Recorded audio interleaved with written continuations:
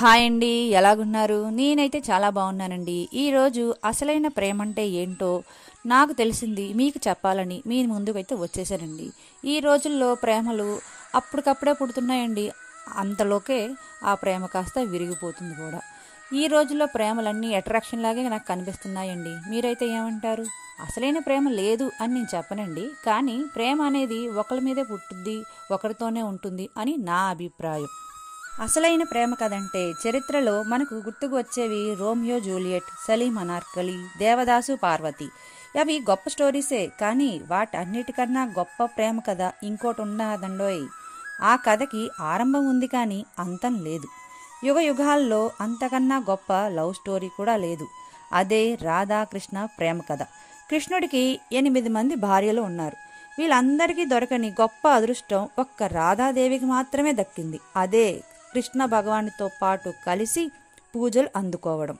మన సనాతన ధర్మంలో ఒక్క కృష్ణుణ్ణి మాత్రమే తన భార్యలతో కాకుండా తన ప్రేయసి రాధాదేవితో పూజలు అందుకుంటాడు. ఆ ప్రేమని ఒక్క మాటలో చెప్పాలి అంటే అది ప్రేమ మాత్రమే కాదు, ఆరాధన, త్యాగం, అంతులేని బాధతో ఉన్న ఒక కథ. కృష్ణుడు అంటే గోపికలతో సరసాలు ఆడేవాడే అని మాత్రమే తెలుసు అందరికీ. కానీ ఒకటి గుర్తుపెట్టుకోండి, ఆయన అల్లరి చేశాడు కాబట్టి ఆయన కృష్ణుడు అవలేదండి.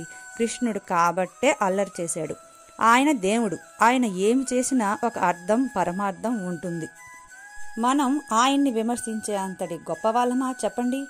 ఒకసారి రాధాదేవి శ్రీకృష్ణ భగవాన్ని ఇలా అడిగిందంట. కృష్ణ, నేను ఎక్కడ ఉన్నాను అని అడిగిందంట. అప్పుడు కృష్ణుడు, నాలో, నా ఆలోచనలో, నా ఊహల్లో, నా జ్ఞాపకాల్లో, నా ఊపిరిలో అన్నాడంట. అప్పుడు రాధ మళ్ళీ అడిగిందంట, కృష్ణ, నేను ఎక్కడ లేను అని. అప్పుడు కృష్ణుడు, నా తలరాతలో అని మోగపోయాడంట. ప్రేమ అంటే ప్రేమించిన అమ్మాయి ఉన్నా లేకపోయినా కూడా మనం వాళ్ళని ఆరాధించడమే ప్రేమ. అంతేగాని ఈ రోజుల్లో లాగా ప్రేమించిన వాళ్ళు లేరనో ఇంకో కారణాల వల్ల వాళ్ళని బాధపెట్టి మనం బాధపడడం ఇది ప్రేమంటారా? ఈ ప్రేమకి ఇంతగా ప్రేమించిన కృష్ణుడు ప్రేయసి అయిన రాధని ఎందుకు పెళ్లి చేసుకోలేదు అన్న సందేహం మీకు ఖచ్చితంగా వచ్చింది కదా. పురాణాల ప్రకారం రాధ కృష్ణుడి కన్నా 5 సంవత్సరాలు పెద్దదంటారు. అందువల్ల పెళ్లి అవ్వలేదని కొందరు అంటారు.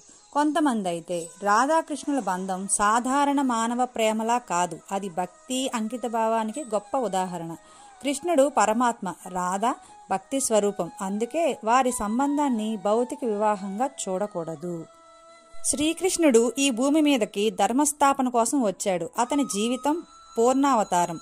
ఆయనకి వేలాది గోపికలు ఉన్నా రాధతో అతని అనుబంధం ప్రత్యేకమైనది. ఇది భౌతిక బంధానికన్నా మించినది. ఒకసారి రాధాదేవి శ్రీకృష్ణుణ్ణి అడిగిందంట, నన్ను వివాహం చేసుకో అని. అప్పుడు శ్రీకృష్ణుడు చెప్పాడు, మన ఇద్దరం ఒకటే ఆత్మలం. వేరువేరు ఆత్మలుంటేనే పెళ్లి చేసుకుంటారు. ఒకటే ఆత్మగా ఉన్నప్పుడు మనం ఎలా పెళ్లి చేసుకుంటాం? నేను ఎలా పెళ్లి చేసుకుంటాను అని అడిగాడంట. కాబట్టి రాధాకృష్ణులు ఇద్దరు వేరు కాదు, రాధాకృష్ణులు ఇద్దరు ఒకటే. ఈ వీడియో మీకు నచ్చినట్టయితే లైక్ చేయండి, షేర్ చేయండి, కామెంట్ చేయడం మాత్రం మర్చిపోకండి. జై శ్రీకృష్ణ అని కామెంట్ చేయండి. Thank you for watching.